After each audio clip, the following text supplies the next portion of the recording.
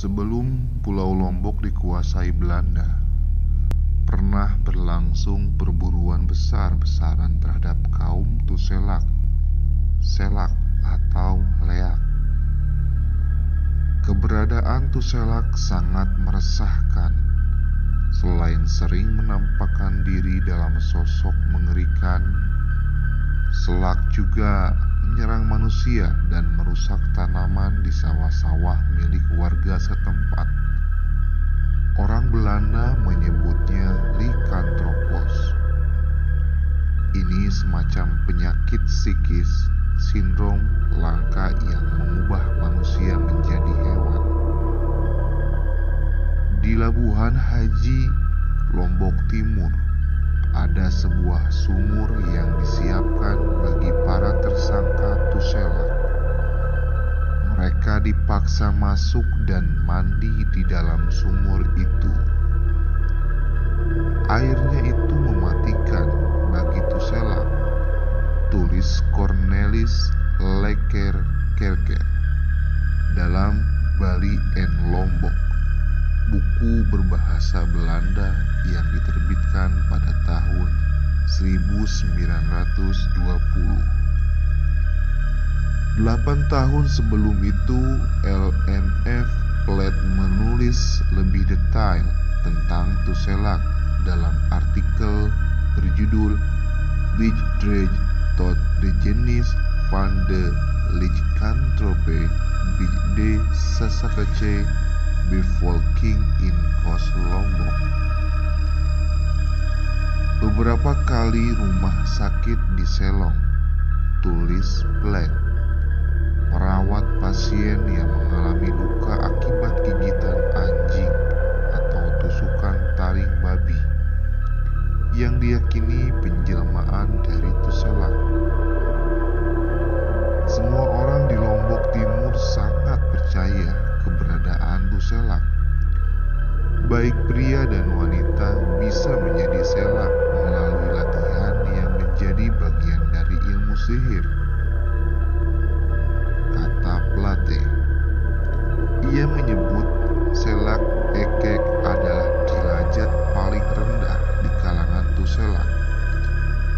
Golongan ini hanya bisa bermetamorfosa menjadi hewan-hewan kecil seperti monyet, ayam, anjing, babi, dan kambing. Sedangkan Tuselak yang lebih sakti bisa mengubah diri menjadi buaya, kerbau, bahkan harimau. Namun, uniknya, lengan dan kaki tidak berubah, tetap dalam bentuk anggota tubuh manusia. Tuselak sering juga menampakkan diri dalam sebuah bayangan. Di dahinya ada cahaya kecil kemilau berwarna hijau. Tuselak berilmu tinggi, memiliki rangkaian 11 atau 21 radiasi cahaya, ungkap Plate, yang mengatakan proses transformasi Tuselak dapat disaksikan orang-orang yang menguasai rapalan mantra tertentu. Ada pula varian Tuselak yang disebut selak mopon, yang bisa memisahkan kepala dan tubuhnya sendiri. Tubuhnya ia tinggalkan di tempat tidur, sedangkan bagian kepala terkadang bersama isi perutnya terbang membelah malam. Mereka sering menggelar sangkepan, pertemuan, dan pesta perkawinan antar Tuselak. Bayi hasil pergaulan bebas itu terlahir sebagai bebai, makhluk liliput berkepala runcing. Meskipun bertubuh mini, bebai memiliki kelamin berukuran jumbo. Meskipun bertubuh mini, bebai memiliki kelamin berukuran jumbo.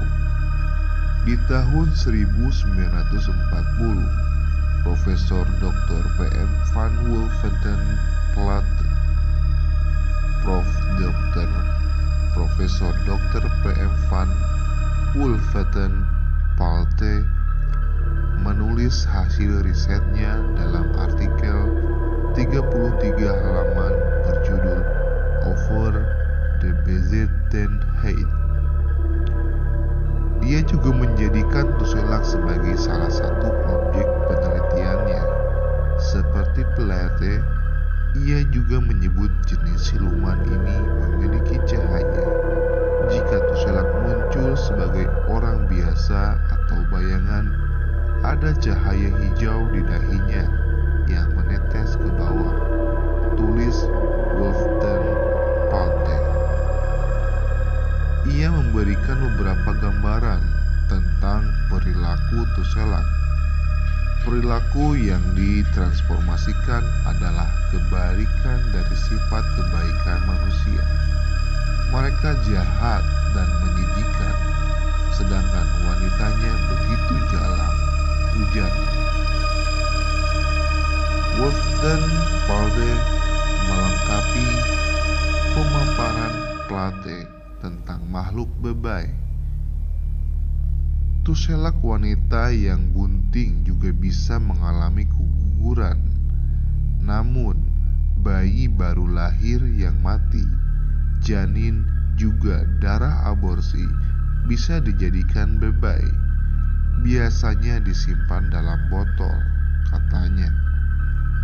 Melalui ritual dan konsentrasi pemiliknya, janin dalam botol mendapatkan kekuatan. Lalu apa fungsi bebai, si anak haram hasil perselingkuhan Tusselak itu? Salah satunya bebai ditahbiskan untuk merasuki orang yang ingin dicelakakan. Korban kemudian jatuh sakit dan bertindak seperti orang gila.